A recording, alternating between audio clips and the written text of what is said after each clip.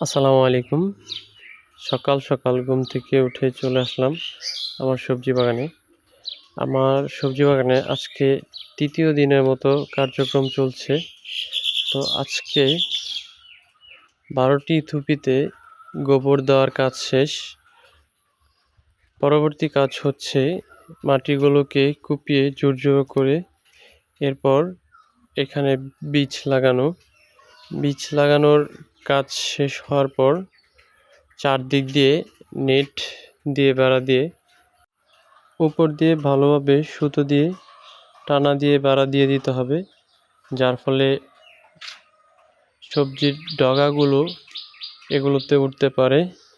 সবজি বাগানের পাশাপাশি আমি আরও একটি হাঁস মুরগি ছাগল প্রতিপালনের জন্য একটি ঘর স্থাপন করব। বর্তমানে আমার কিছু হাঁস মুরগি রয়েছে এবং মুরগির বাচ্চা রয়েছে। এই যে এগুলো হচ্ছে আমার মুরগি এবং মুরগির বাচ্চা। এগুলোর জন্য একটা ঘর লাগবে। ঘরটা স্থাপন করা হবে আমাদের বাড়ির উঠানে। আরও একটা মুরগি আছে যেটা ডিম পাড়ে। এই মুরগিটা হচ্ছে বর্তমানে ডিম পাড়ছে। আর এই জায়গাটিতে মুরগির ঘরটা স্থাপন করা হবে।